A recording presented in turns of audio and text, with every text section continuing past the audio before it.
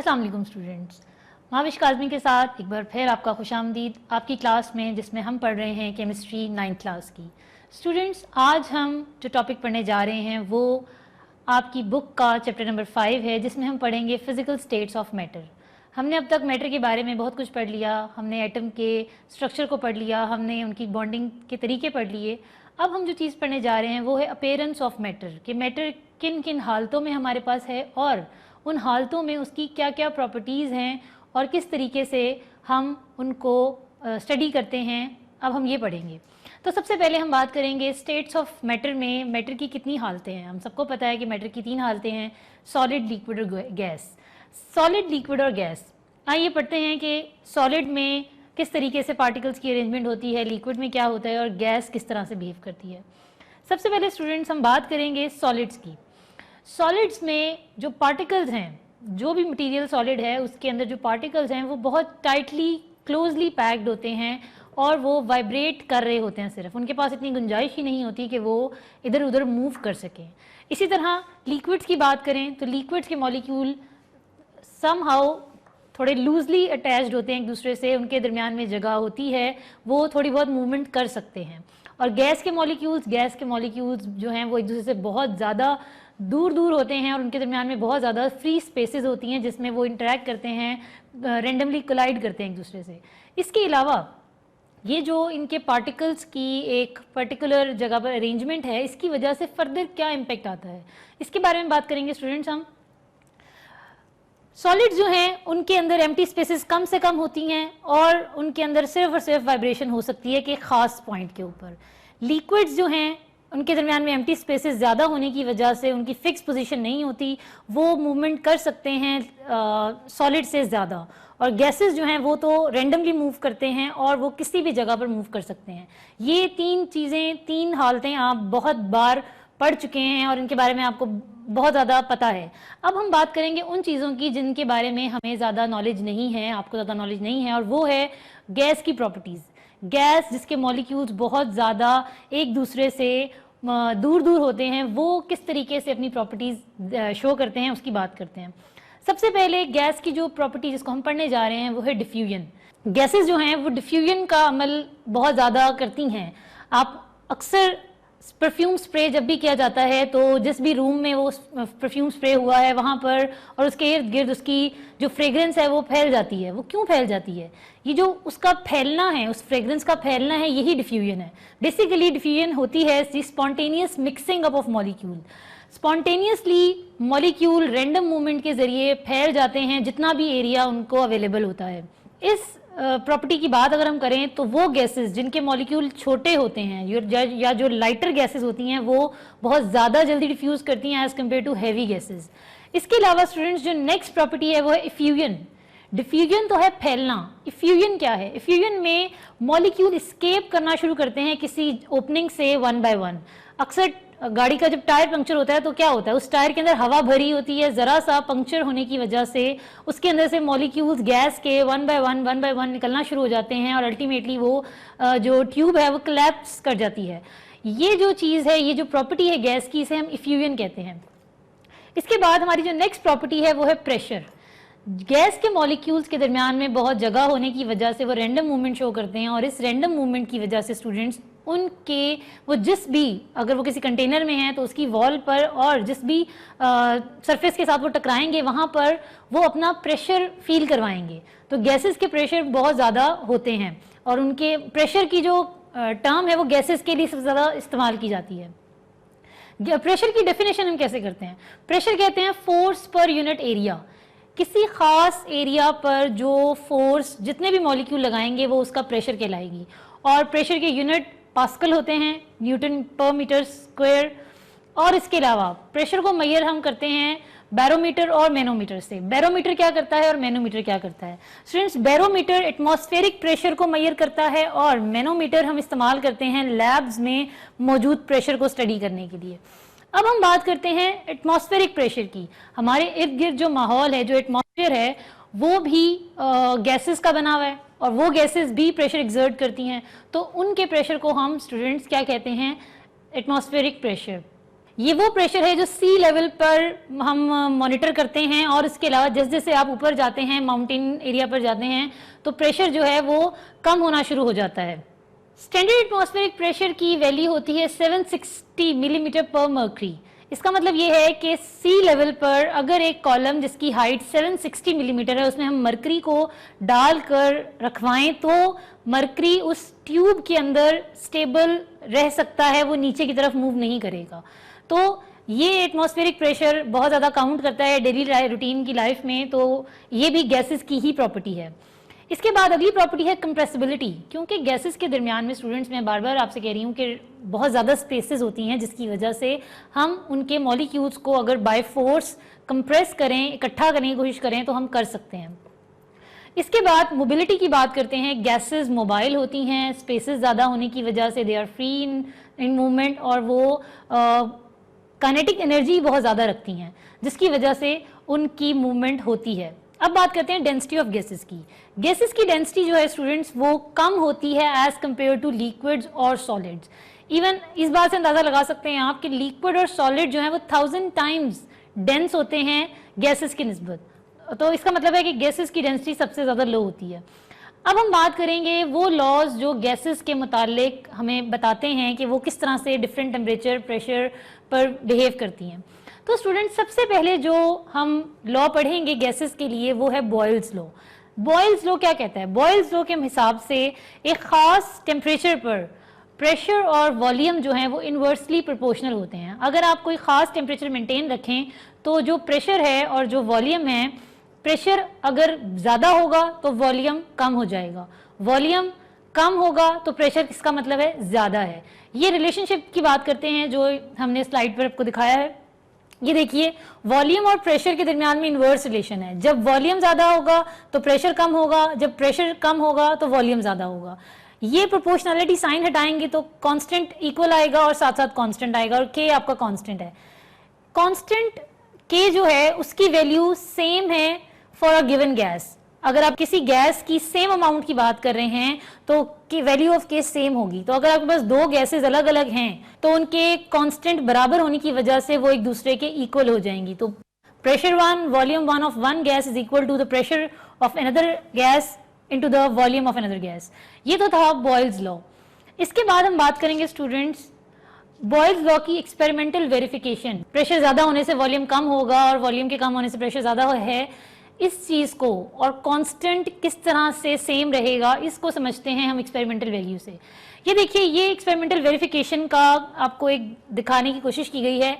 ये 4 अलग अलग वेसल्स हैं जिसमें गैसेस प्रेजेंट हैं। इस कंटेनर में जो वॉल्यूम है वो 1 डेसीमीटर क्यूब है और प्रेशर 2 एटमॉस्फेयर है। जैसे जैसे प्रेशर बढ़ रहा है वॉल्यूम कम होता जा रहा है। ये देखें, यहाँ पर और कम हुआ वॉल्यूम, यहाँ सबसे कम हुआ। लेकिन जब हम इनके एक्सप्रेशन काउंट करते हैं, जब इनका हम P इंटू V निकालते हैं, जब हमने इस वेसल के प्रेशर को इसके वॉल्यूम से मल्टीप्लाई किया तो 2 एटमॉस्फेयर पर डेसीमीटर आया। यहाँ पर जब हमने दूसरी गैस को मल्टीप्लाई किया तो सेम आया। ये देखें, सारों के आंसर 2 एटमॉस्फेयर पर डेसीमीटर क्यूब आ रहे हैं। तो इसका मतलब क्या है कि इस बॉयल्स लॉ में जो हमने बात की है कि अमाउंट ऑफ द गैस अगर सेम हो तो के की वैल्यू भी सेम आती है, वो हमें इस एक्सपेरिमेंट से पता चल रहा है। तो स्टूडेंट्स, इसके बाद हम बात करेंगे चार्ल्स लॉ की। चार्ल्स लॉ एक और लॉ है जिसमें हम प्रेशर को कांस्टेंट रखते हुए वॉल्यूम और टेम्परेचर की बात करते हैं। ये लॉ को हम डिफाइन इस तरह से करते हैं कि जब टेम्परेचर ज़्यादा होता है तो वॉल्यूम भी ज़्यादा हो जाता है। इसका मतलब ये है कि V और T जो हैं वो डायरेक्टली प्रोपोर्शनल है। डायरेक्टली प्रोपोर्शनल की वजह से जो है एक चीज़ के कम होने से एक चीज़ कम हो जाएगी, ज़्यादा होने से ज़्यादा हो जाएगी। यहाँ पर भी कांस्टेंट का साइन आएगा जब हम प्रोपोर्शनैलिटी हटाएंगे। ये देखिए, और वो K जो है वो प्रोपोर्शनैलिटी कांस्टेंट है। अगर एक गैस का टेम्परेचर इंक्रीज करते हैं तो उसका वॉल्यूम भी इंक्रीज कर देते हैं, हो जाता है।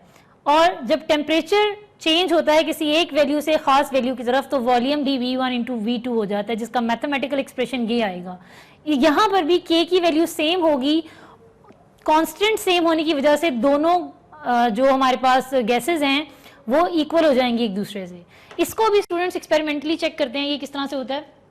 एक्सपेरिमेंटल वेरिफिकेशन के लिए ये देखिए, यहाँ पर ये एक फ्रिक्शनलेस पिस्टन है इस वेसल के ऊपर, और यहाँ पर टेम्परेचर 25 है और वॉल्यूम 50 है।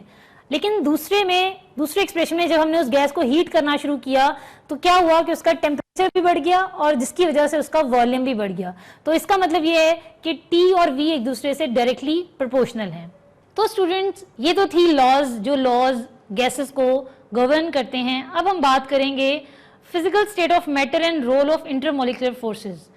इंटरमोलिकुलर फोर्सेस के बारे में आपने अपने पिछले चैप्टर में भी पढ़ा केमिकल बॉन्डिंग में कि इंटरमोलिकुलर फोर्सेस वो वीक अट्रैक्शंस होती हैं जो पार्टिकल्स के दरमियान में पाई जाती हैं।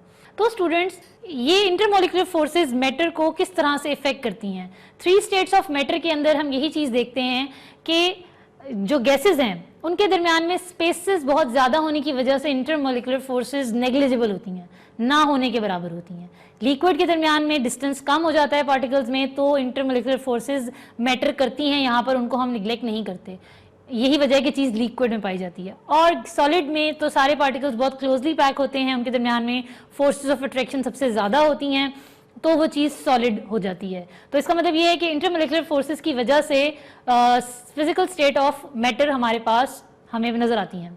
स्टूडेंट्स, अब अगली स्टेट की बात करते हैं जो कि है लिक्विड स्टेट। लिक्विड्स जो होते हैं उनकी क्या क्या प्रॉपर्टीज़ हैं। लिक्विड्स की सबसे पहली बात कि लिक्विड्स की वॉल्यूम डेफिनेट होते हैं लेकिन उनकी शेप नहीं होती।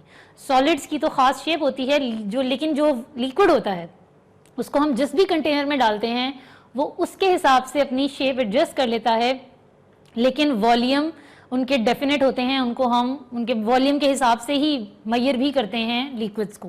तो सबसे पहली प्रॉपर्टी स्टूडेंट्स जो है लिक्विड्स की वो है एवेपोरेशन। एवेपोरेशन कहते हैं कि लिक्विड गैस में कन्वर्ट होना शुरू हो जाती है। ये वो प्रोसेस है जिसमें कोई भी लिक्विड जो है वो गैस में कन्वर्ट होता है, इसको हम एवेपोरेशन कहते हैं। और गैस में कोई चीज़ कब कन्वर्ट होगी, जब उसकी एवरेज काइनेटिक एनर्जी ज़्यादा हो जाएगी। लिक्विड के मॉलिक्यूल्स में काइनेटिक एनर्जी होती है, वो मूव करते हैं, लेकिन गैसेस के मुकाबले में कम मूव करते हैं। तो जब किसी वेसल के अंदर मौजूद लिक्विड के पार्टिकल्स को एनर्जी मिल जाएगी तो वो पार्टिकल उस लिक्विड में नहीं रहेगा, बल्कि वहाँ से निकलकर स्पेस में जो उसके इर्द गिर्द है, जो गैशियस एरिया है, उसमें चला जाएगा। इसको हम एवेपोरेशन कहते हैं। एवेपोरेशन जो है वो एक एंडोथर्मिक प्रोसेस है जिसके होने के लिए सराउंडिंग की हीट एब्जॉर्ब होती है, क्योंकि जो हीट पार्टिकल को मिलनी है वो कहाँ से आएगी, वो अपनी सराउंडिंग से एब्जॉर्ब करेगा। तो जब अपनी सराउंडिंग से हीट एब्जॉर्ब करेगा तो वो वेपर स्टेट में कन्वर्ट हो जाएगा।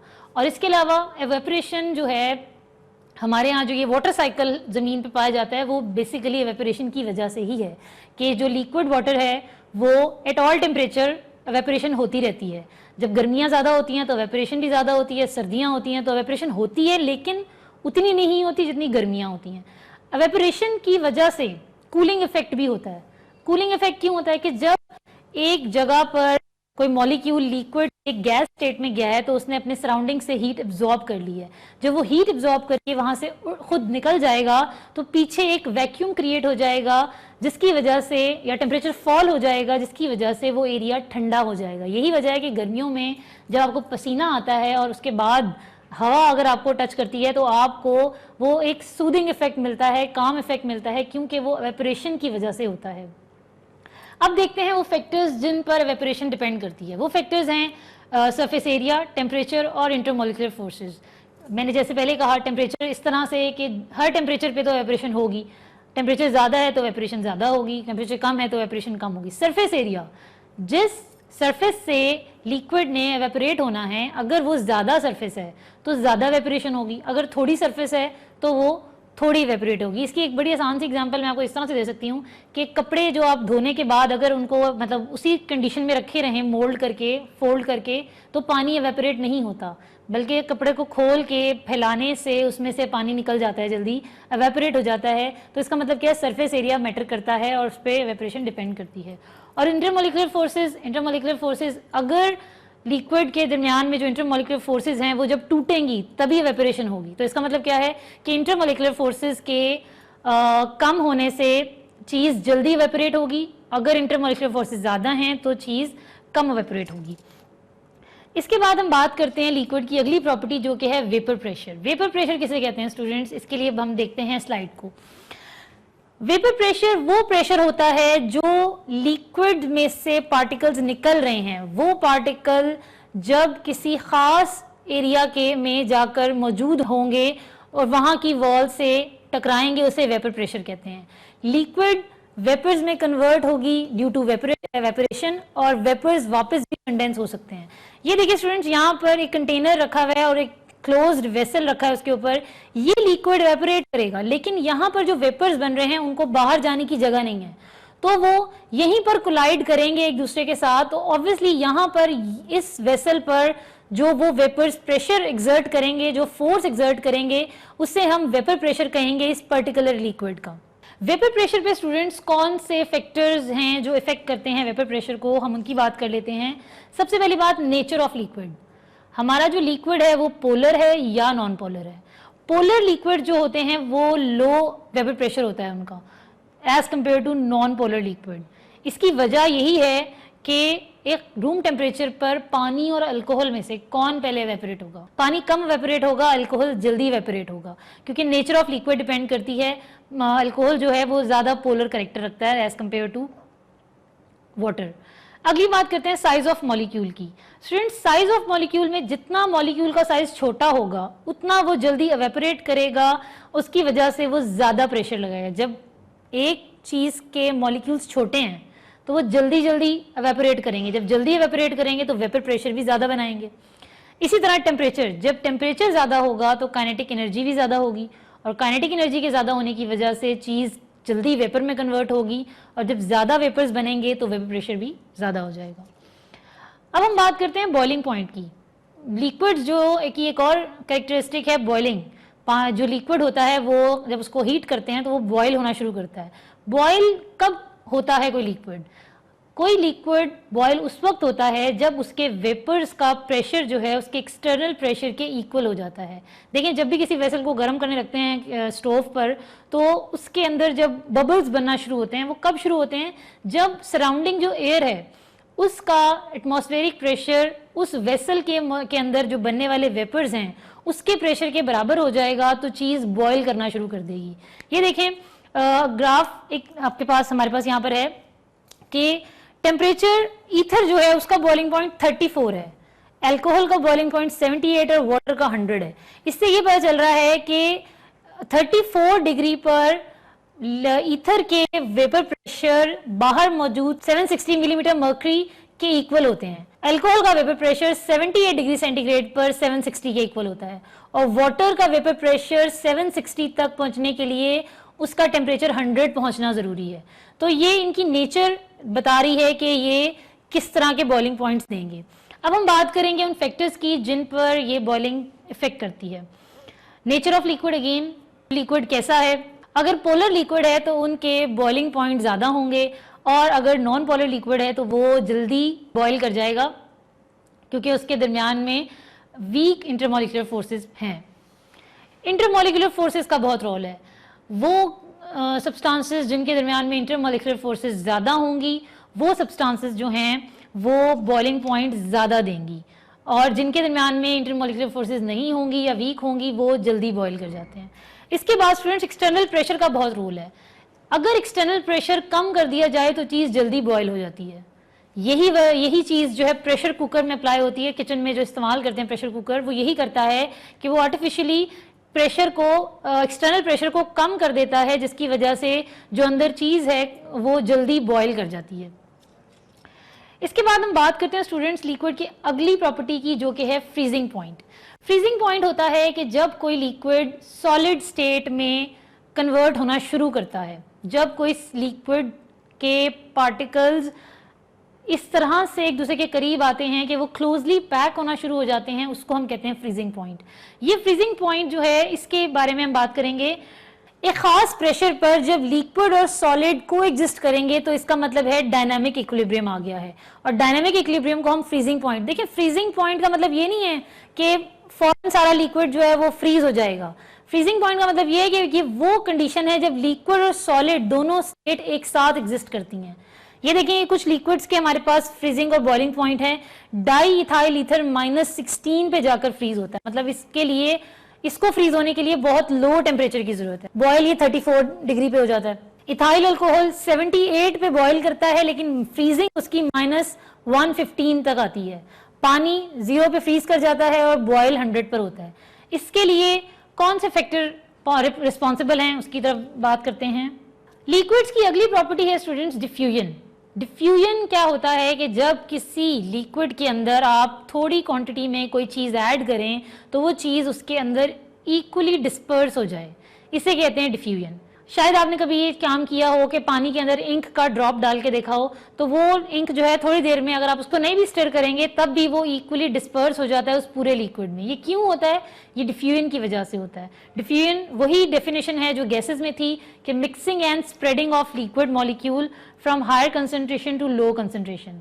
वो जो इंक का ड्रॉप आपने डाला है स्टूडेंट्स वो हाईली कंसंट्रेटेड है, लेकिन जो लिक्विड नीचे अवेलेबल है उसके अंदर कोई भी इंक का पार्टिकल नहीं है। तो जब आप उसके अंदर डालेंगे तो पानी लो कंसंट्रेशन पे आ जाएगा और इंक जो है वो हाई कंसंट्रेशन पर होगी।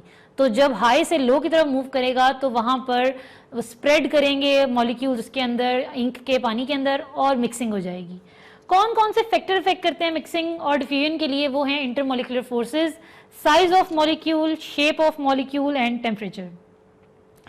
स्टूडेंट इसके बाद बात करते हैं डेंसिटी ऑफ लिक्विड्स की।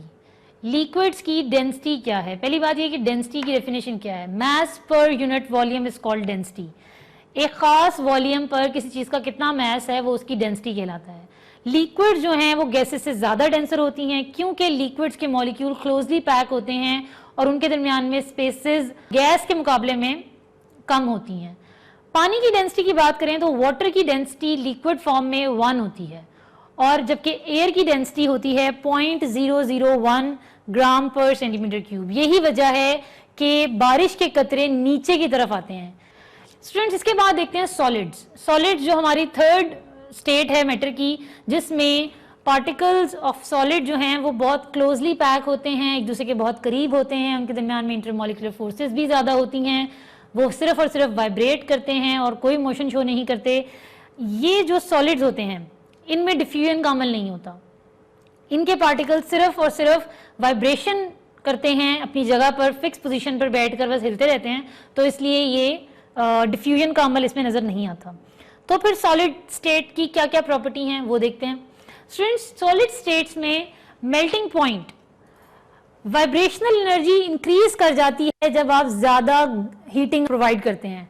पार्टिकल्स क्या करते हैं, उनके दरमियान में जो इंटरमॉलिक्यूलर फोर्सेज हैं वो उसको तोड़ देते हैं और वो फ्री हो जाते हैं, जिसकी वजह से सॉलिड मेल्ट कर जाता है। दूसरी चीज़ सॉलिड स्टेट में रिजिडिटी है कि चीज़ें जो हैं वो चूंकि पार्टिकल्स मोबाइल नहीं होते इसलिए वो एक जगह पर फिक्स्ड होते हैं, उनकी स्ट्रक्चर नजर आते हैं हमें। डेंसिटी सॉलिड जो है वो लिक्विड से भी ज़्यादा डेंसर हैं, जैसे कि एल्यूमिनियम उसकी डेंसिटी 2.7 है, आयरन 7.86 डेंसर और गोल्ड 19.3 है। मतलब जो सॉलिड्स हैं उनमें भी डेंसिटी है, सबकी एक जितनी नहीं है। आप देख रहे हैं एल्यूमिनियम की कुछ और है, आयरन की कुछ और है और गोल्ड की कुछ और है। इसका मतलब क्या है कि जो सॉलिड्स हैं they are denser than liquid और वो भी वेरिएशन शो करते हैं। अब हम बात करते हैं स्टूडेंट्स टाइप्स ऑफ सॉलिड्स की। टाइप्स ऑफ सॉलिड्स में स्टूडेंट्स हमारे पास दो तरह की टाइप्स होती हैं, एक होता है एमॉर्फस सॉलिड और एक होता है क्रिस्टलाइन सॉलिड। एमॉर्फस सॉलिड उस सॉलिड को कहते हैं जिसमें पार्टिकल्स जो हैं वो किसी खास पैटर्न से अरेंज नहीं होते बल्कि रैंडम होते हैं। मतलब एक चीज़ आप समझ लें कि गर्म थी तो उसके पार्टिकल्स फैले हुए थे, आपने उसको रैपिडली ठंडा कर दिया तो वो बस जहाँ जहाँ जो था वो वहीं फिक्स हो गया। जैसे किसी को स्टैचू बोल दो, वो किसी भी सिचुएशन में हो तो उसको वहाँ फ्रीज होना पड़ता है। यही एमॉर्फस के अंदर होता है कि सॉलिड जो हैं उनके मॉलिक्यूल्स की कोई पर्टिकुलर अरेंजमेंट, ज्योमेट्रिकल शेप नहीं होती बल्कि दे आर रैंडम। उसको हम कहते हैं एमॉर्फस सॉलिड। जैसे कि प्लास्टिक, रबर, ग्लास, इवन के ग्लास देखने में उसकी शेप होती है लेकिन जो ग्लास जब बन रहा होता है तब उसके अंदर कोई उसके पार्टिकल्स की शेप नहीं होती, कोई ज्योमेट्रिकल उसमें हम फीचर नहीं देखते, वो रैंडम होता है, इसलिए वो एमॉर्फस सॉलिड है। दूसरा सॉलिड है students crystalline solid. Crystalline solid हम उन सॉलिड्स को कहते हैं जिनके अंदर ज्योमेट्रिकल शेप्स पाई जाती हैं, जिनके अंदर डेफिनेट एंगल्स होते हैं, उनकी बात करते हैं।